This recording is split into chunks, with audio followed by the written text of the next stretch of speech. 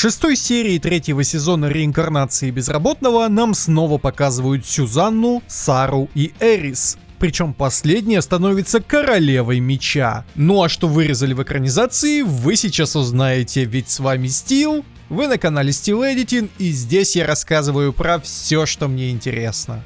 6-я серия начинается с того, как Рудиус играется со своей дочкой, попутно разговаривая с Сюзанной. По предыдущим 4 сериям вам наверняка казалось, что Сильфи слишком вольно относится к своим обязанностям матери ребенка, которому еще и года не исполнилось. Но нет, как я говорил в своих видео по прошлым сериям, Рудиус нанял кормилицу, которая оказалась его старая знакомая по группе приключенцев Контрстрела. Их группа распалась, ведь они потеряли Мимира в той вьюге. Сюзанна вышла замуж за главу группы Тимоти и уехала в его родной город Шарию. Эта сцена в аниме соответствует половине 5 главы 13-го тома под названием «Достойный отец». И да, вы правильно поняли, половина главы была запихана в 1,5 минуты хронометража. Под нож пошло почти все. Вырезаны мысли Рудиуса о том, каким он отцом хочет стать для своих детей. Вырезаны мысли Рудиуса о Пауло, который хоть и был как человек не очень, но отцом он был отличным. По итогу Рудиус приходит к мысли, что не хочет выглядеть для своих детей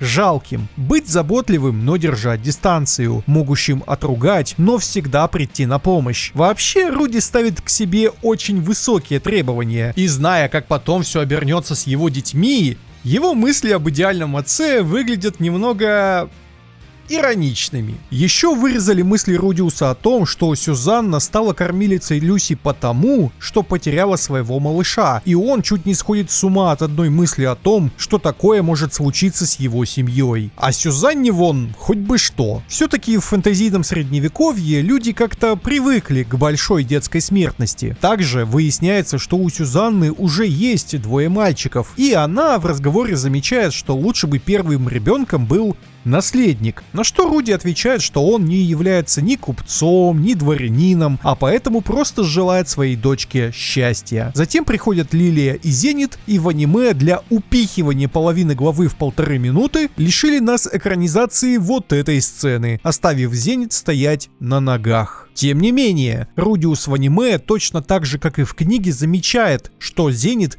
каким-то образом догадалась, что Люси проголодалась еще до плача самого ребенка. В книге он решает, что у Зенит просто 6-е чувство матери, в аниме же, что она восстанавливается. Ну а в уже классически отсутствующем классическом опенинге нам показывают, как Рудиус вместе с Рокси отправляются на простую работенку. Это уже контент 10 главы того же 13-го тома. И давайте сразу я вам покажу, как обстоят дела по адаптации. Итак, у вас на экранах сейчас показано распределение глав из 13-го тома по сериям, и на 6-ю серию приходится 2,5 главы. Половина из 5-й, 10-я, драма на рабочем месте, и дополнительная глава «Рождение новой королевы меча». Итак, в королевстве Раноа вновь наступает зима, то есть с возвращения из Бегарита проходит целый год, а Рокси дает Рудиусу краткую справку о том, что им предстоит. И в аниме это действительно краткая справка. В книге же Рокси не пришла будить Руди рано утром с бухты-барахты, а объяснила все заранее. К тому же в аниме не упоминается, что принцесса Раноа не может взять в паломничество сколько угодно и кого угодно, а иначе может собраться целое войско. Смысл в том, чтобы королевский отпрыск самостоятельно смог набрать себе небольшой отряд, проложить маршрут, лично увидеть земли и лично познакомиться со всеми дворянами по пути. Понятное дело, дворяне заранее узнавали маршрут и делали все возможное, чтобы королевская особа не пострадала на их территории и как можно лучше погостила именно у них. Так что у нас тут, с небольшой поправкой, фэнтезийная вариация потемкинских деревень. Не суть. Фишка в том, что Ариэль подсела на уши принцессе Раноа и увязалась с ней в паломничество. А уже Ариэль должны сопровождать Люк и Фитц. И это в дополнение к отряду авантюристов Амазонки, у которых выбыли маг и лекарь, на место которых и пригласили Рудиуса и Рокси. А пока что вам нужно знать, что Рудиус в книге задумывается о том, что Рокси и Сильфи знают о боевых способностях друг друга только через его рассказы. Итак, Рокси и Рудиус прибывают в роскошную роскошную комнату таверны, где встречают принцессу Раноа и ее рыцаря Грейс. Причем Рудиус в книге отмечает то, что хоть паломничество и делается на совершеннолетие, а в этом мире оно отмечается в 15 лет, принцесса выглядит моложе своих номинальных лет. И в аниме слегка подрезали диалог двух принцесс. Там ничего важного, но просто для протокола. А затем приходят и амазонки. И среди них была Сара. Да-да, та самая, с которой Рудиус чуть не успел наделать делов 3 года назад. В общем, происходит нежданчик. Сейчас это прозвучит надменно, но эту сцену по-настоящему прочувствуют только чуть более взрослые люди. Но какая же это жиза! Когда вы по молодости с кем-нибудь рассорились, а потом через несколько лет встречаетесь при абсолютно рандомных обстоятельствах. И вроде бы вы оба уже другие люди и, возможно, с другими взглядами на мир, но последнее, что вы помните друг о друге, это ту ссору. У меня достаточно взрослая аудитория, поэтому я уверен, у вас есть истории подобного рода. Можете поделиться ими в комментариях. А еще подписывайтесь на Бусти, где мы с ютубером Pain смотрим Атаку Титанов. Реакцию на первую серию вы можете увидеть абсолютно бесплатно по ссылке в закрепленном комментарии. Ну а еще все бустеры имеют доступ в закрытый телеграм-канал. Спасибо всем, кто уже подписан, но отдельное спасибо Грогу, Онекс Драгону, Рамазану, Николаю Бондаренко и Найт Киви. Далее в аниме нам в короткой боевой сцене показывают проход их сводного отряда через лес. Причем в книге нам рассказывается то, как амазонки зауважали Рокси, а в аниме нам это прям показали. Ну ведь могут же нормально адаптировать, когда захотят. А тем временем Сара все пытается поговорить с Рудиусом, который как последний от нее бегает. И естественно это ее злит. Очень злит. Блин, я не знаю, она так мило бесится. Еще в книге вообще никак не описывается их привал, так что студия Бинт визуализировала как смогла, и получилось даже прикольно. Пока все едят у костра, королевские особы же за столом со скатертью. В общем, Ариэль придумывает свой типичный хитрый план по устаканиванию отношений между Сарой и Рудиусом. И только в аниме на это ее подбивает Люк. В книге же это было исключительно ее решение. Она отсылает Сару, Руди и Сильфи за желтым фруктом, но Сильфи парирует, говоря, что Рудиус не трус, и они отлично справятся вдвоем. Я просто напоминаю, что это та самая Сильфи, которую половина фэндома называет терпилой. Я же говорил, что Сильфиетта матриарх семьи Грейратов. В общем, бывшие знакомые отправляются вдвоем, и их диалог в аниме не претерпел изменений. За исключением того, что когда Сара говорит, что в чисто женском отряде не будет любовных интрижек, Рудиус парирует это тем, что та молодая магичка лезет к Рокси явно с любовным интересом. На что Сара отвечает, мол, пускай развлекаются, детей же все равно после такого не будет. Интересный у них в группе порядки, однако. Дальнейший их диалог снова идет по книге, за исключением того, что Сара, узнав, что две жены Рудиуса это Сильфи и Рокси, задумывается, говоря, что это интересно. Слышь, 3-е место зарезервировано.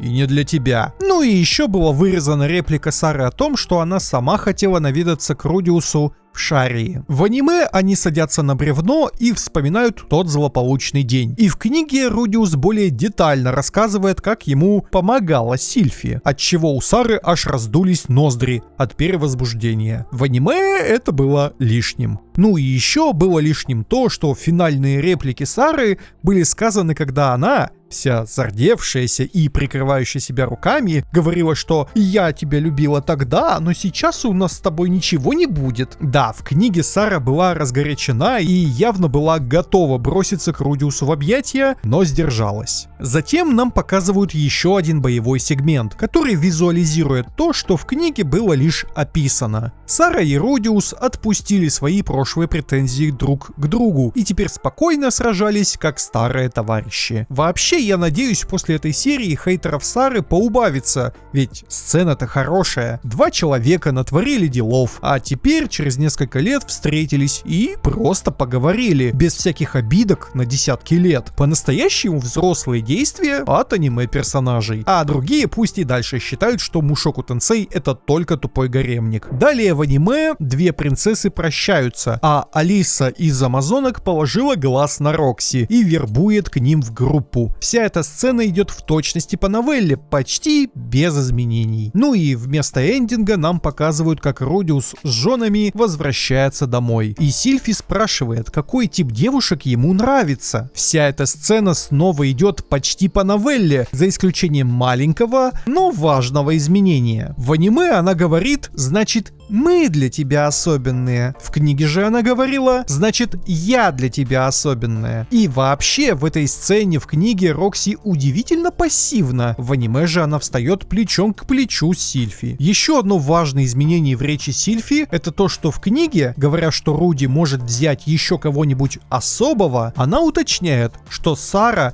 явно не подходит под эту категорию. Матриарх не желает видеть ее кандидатуру в новые жены, всем склониться перед решением матриарха. И знаете, только в аниме могли догадаться после слов Сильфи «Хотела бы я увидеть, какую девушку ты приведешь третьей», сразу же вставить лицо Эрис крупным планом. При просмотре я орнул. И под конец нам показывают экранизацию дополнительной главы про становление Эрис королевой меча. Только чисто технически эта дополнительная глава не 13-го, а следующего, 14-го тома. Дополнительная глава 13-го тома показывалась во второй серии. Это когда в Дадзё пришли Рейда и Изольте. И так как от серии осталось 3 минуты, глава нещадно режется. И режется она правильно, снова вырезанием упоминания боевого духа. В книге Гал Фарион первым спросил о том, в чем различие между святым, королем, императором и богом меча не Джина, а Нину. И дальше происходит их диалог, в котором рассказывается секрет коронного приема стиля бога меча, меча света. Нужно всего-то вложить боевой дух в атаку и рубить по прямой линии. Мастером Нины был не Гал, а отец Джина, Тимоти Бриц. Она правша, поэтому Тимоти посоветовал ей тренировать левую руку, чтобы при ударе лезвие не смещалось. Ну а дальше все просто. Скорость и мощь атаки просто сносит противника перед собой. Первый бог меча разработал множество техник, а его последователи разгадывали секреты его техник. Причем Гал утверждает, что сами техники несложные, и их может выучить любой человек, даже без таланта. Дальнейший допрос учеников Галом идет без изменений. Только в книге Эрис еще раз вспоминает встречу с Орстедом, когда отвечает, что разница в решимости. Но это неверный ответ. Итак, бог меча отбирает Нину и Эрис для поединка, и обе девушки неподвижно стоят в стойках. В книге долго описывается, что именно происходит у них в головах. Нина анализирует стойку и решает, что Эрис задумала контратаковать. Техника стиля бога воды, а возможно и бога севера. Затем Гал их подначивает, и Нина устремляется вперед, но получает удар сбоку. В аниме абсолютно непонятно, почему все произошло именно так, а не иначе. Ну и правильно, ведь у нас вырезана еще треть главы. Ну ладно, откуда вы это узнаете, кроме как от меня?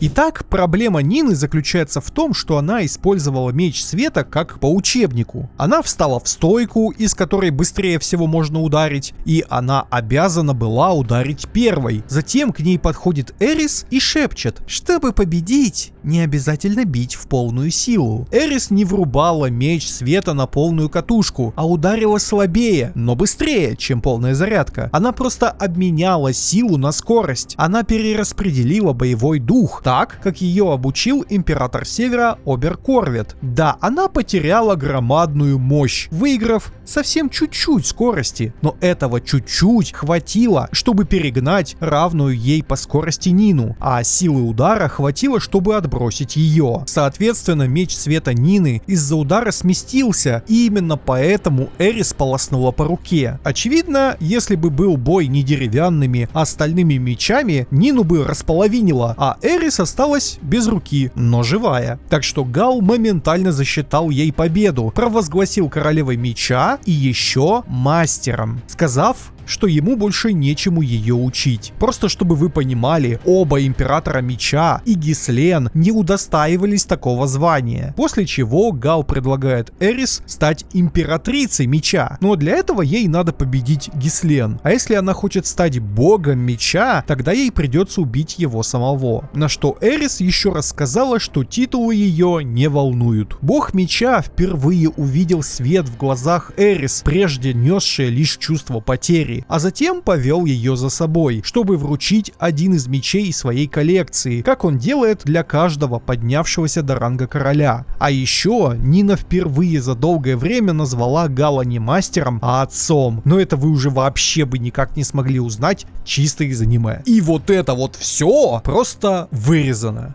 Вообще, когда я писал сценарий, то думал, что я похвалю эту серию. Все же 2,5 главы это даже меньше, чем обычно, но такой объем вырезни из главы про Эрис это чересчур. Возможно, вручение меча нам покажут флешбеком позже, но вот секрет меча света и то, как именно Эрис победила Нину, это механики боевки. Да, Эрис еще будет пользоваться такой уловкой с ударом в полсилу, но каков шанс того, что это расскажут потом? Мне бы не очень хотелось, если бы аниме сделало стиль бога меча еще более однокнопочным. А какие ваши впечатления о серии? Обязательно напишите о них в комментариях. Ну, или приходите завтра на стрим. Сначала обсудим серию, а потом проведем аукцион. А на сегодня все. Всем удачи и всем пока.